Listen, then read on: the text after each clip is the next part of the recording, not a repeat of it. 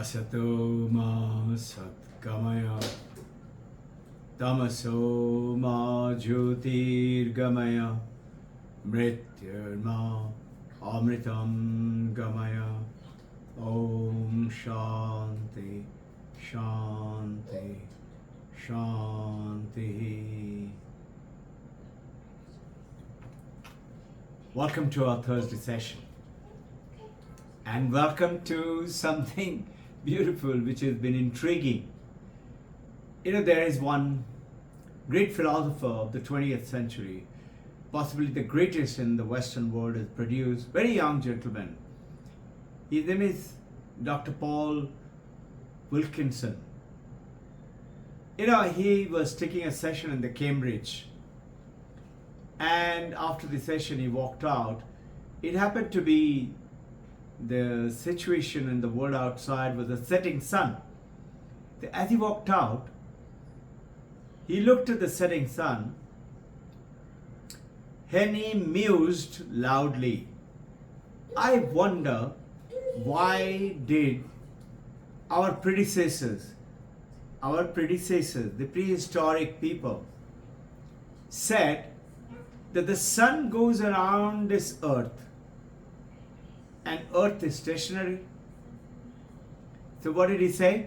I wonder why our predecessors, prehistoric men and women, said that earth is going round earth, sun is going round earth and earth is stationary.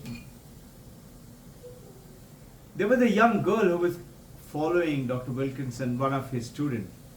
She said, "Why, doctor? It is because that is how it looks." So he looked at her and smilingly said, "Earth, it appeared to them, is stationary and sun is going around. And so it appeared sun is rising in the east and west, setting in the west. What if it was the other way? How would it look? If the earth is going round and round and sun is stationary? Think, it would look exactly the same." And it stuck powerfully. And the message brought to me is by Swami Sarvapriyananda.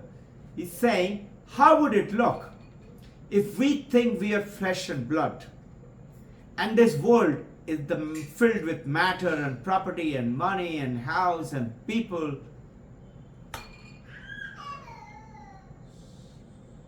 It looks some way. How would it look if this world was actually one consciousness, filled with so many bodies and names and forms, but the reality is one consciousness? How would it look? It would look exactly the same way as was the case of the sun setting and the sun rising, wouldn't it? Reflect upon it. And we as a Vedantist today, it is so difficult for people. I have the second question. How do you love consciousness? Consciousness is Brahman, consciousness as per Taittiriya Upanishad is Ishwara, is God. How do you love Brahman? Brahman is unfathomable. You cannot objectify it. There is no object called Brahman to love it. So the answer to that question is to change the perspective, the paradigm. Not technical words, understanding it. Nirguna Brahman is Ishwara, is Brahman. Brahman is Nirguna. Now, which is consciousness? Consciousness is Brahman, is Nirguna, no attributes. Remember the understanding of attributes? Mustafa attributes his success to hard work. So attributes resulting to causes and effect. That's attribute. So Brahman, Ishwara is attributeless. But as per Vedanta, God is Brahman, that is Ishwara, Brahman, Ishwara with Maya and attributes. God has attributes. God has attributes? Yes. What attributes does God have? Hey, what attributes do you and I have? We have a physical body, this name and body and the form. And we have a fine body, mind, memory, intellect and ego. Mano, buddhi, chitta, ahankar. Shankaracharya's words. 4 things. And remember, Shankaracharya is saying, Mano, buddhi, chitta, ahankar, na aham. Chidananda rupoham, shivoham, shivoham. And this is exactly what today's little message, till we take it up in detail on Sunday, is we have a physical body. So this is Robbin Ghosh. What differentiates me from you and everybody else in the world and everything else in the world? And I have a mind, I have a name, I have a form, I have memory, I have ego, and I have intellect. That's what makes me different from you. And I have something else. So, physical body, fine body, and causal body. What is causal body? Don't get complex with it. Very simple. When you go off to sleep, you dream. You go on to dream sleep state. From there, most of us go on to deep sleep where mind is not there. No thoughts, no memory, no people, no body, nothing. And yet, you are there. How do we know that you are there? When you wake up, you say, I had a wonderful sleep. How do you know that? Your mind wasn't there. Your thoughts wasn't there. The only thing present in your deep sleep was I. Remember Mandakya Upanishad now? Jagrat, Sapna, Sushupti, deep sleep. And all these 3 are from the seed form of Turiya. Turiyam is the 4th. That 4th is the one which is present in the deep sleep and in the dream sleep and in the awakened state. But none of these 3 is I. I am the Jagrat Sapna. Now, question is, how do I love this consciousness? There is no form, there is nothing. But look at it as per Vedanta, everything in this universe is consciousness. Isn't it? Everything. Think about anything, including this table. It has got physical body and it has got consciousness. It doesn't have Sukshma Sharira, fine body. And because of which it cannot express itself. Everything in the universe has consciousness and has its physical body, so to say. Now, what is the problem of this lady who asked me the question, how do I love consciousness? Yes, I understand. Even the best of the spiritual metaphysicists or philosophers will find it difficult to just love a blank, vague consciousness where you cannot objectify.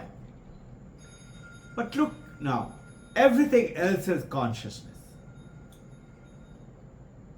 So has the flower, the mountain, your wife, your husband, your people, your children, your God. God is Nirguna Brahman is Ishwara. But Saguna Brahman is God. God is Brahman with Maya and attributes. The attribute that you have. What attribute? Physical body, fine body, and causal body. Causal body is that when you went on to deep sleep, mind was in sleep, everything went on to sleep. You forgot about your body, your mind, everything, but the seed form of you was there. That is causal body. That is same as the causal body of God. God has a physical body? Yes. As per Vedanta, this entire universe, everything, animate, inanimate, is God's physical body. And as per Vedanta, the Sukshma Sharira, Mano Buddhi Chitta Ahankar, is there with God too. And that is what called Hiranyagarbha. Hiranyagarbha for God is the entire mind of everything in this universe, not like only you and I. Everything.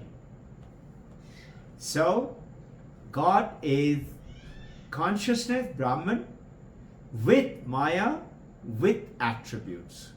Which attributes? Same attributes which you and I have. So now notice, do you understand the meaning of Tattvam Asi? I am that. This is what it means. You and God, I and God are not separate. But remember one, God has got a huge body, a huge mind. It's like a giant computer analogy, and a little computer like here I have, which can do so many things. So God can do anything. Third question comes, can God have form? Just think, if you and I can have physical body and Sukshma Sharira and Karana Sharira, which is causal body, why can't poor God have? Ramana Maharshi was asked this question, can God have physical body? The Ramana Maharshi said, you and I are Jivat Atma, Jivat Atma, Jiva Atma. And he is Paramatma. Why can't he have? He can have any body, whichever body he likes. You know, this world is waiting for you and I to give the message of Swami Vivekananda and the messages of the great masters of all religion. Vivekananda is giving the message of the Vedanta. Awaken, arise, and stop not till the goal is reached. With what? He says, preach into the mankind their inner divinity. You and I are not this little body. We are something else. I can't love consciousness, but you can love flowers and people, but they are also with consciousness as per Vedanta. You are loving consciousness with objectifying. When you subjectify, it becomes no body, no form, no name. And that is, many religion follows that, is no dimension, infinite. Vedanta follows, Hinduism follows both. Now, the power of this understanding, the world is waiting for you and me to spread this message with one more. One is, preach into the mankind. Tell the people about their power within, inner divinity. They can do anything. They can be anything. And second, manifest it, bring it into life, bring it into crystallization in every form of life. Every form. Being a mother, being a husband, being a wife, being a son, being a daughter, being a friend, being a collegian, being a professional, being just there. Just being that divinity into what you're doing. Selfless action. When you do that, a beautiful world will emerge into it. And you and I need to guide everyone around us to that secret which is within them. How can we do that? By realizing you and me first. You and I may not realize just now. It will take some time. So what? You and I can be a fellow traveler, hand in hand, going towards the glorious light, brilliantly lit. Have you noticed? This sunlight falls on dirty something on the road, doesn't become dirty. That's you. That's your consciousness, your light. It falls on a pitcher of wine. It does not get drunk. That's you. Your true self doesn't get affected. And it falls on holy river Ganga. It does not become holy. It is ever pure, ever detached, ever viveka. Viveka, knowing what is real, what is not real. From there came Vivekananda. See, understand. There is a beautiful story. And that story goes on to tell Janak Maharshi was meditating with his guru Ashtavakra. Meditating. And in that meditation, they were both sitting down, and Janak Maharshi, kept saying, Aham Brahmasmi, Aham Brahmasmi, Aham Brahmasmi. He was doing japa. Ashtavakra, as you know, he doesn't have anything. He's a monk. All he has is one danda. Danda is, you must have seen me using it sometime. There is an armrest underneath where you put your hand and you meditate like that. And a little pot of water, lota.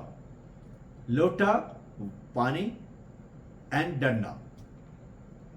Ashtavakra listened to Janak Maharshi for a while, and then he started saying, Ashtavakra started saying, Danda pani, danda pani, danda pani. Janak Maharshi got very irritated. He said, Gurudev, what are you doing? Janak Maharshi is Maharshi and also enlightened. He was not enlightened at that time. The Ashtavakra said, why? I have got a danda, I have got a pani, so I am saying I have got danda and I have got pani. So he said, what's so great about it? Everybody knows. The Ashtavakra said, everybody knows Aham Brahmasmi, you are Brahma. Why are you repeating like a monkey?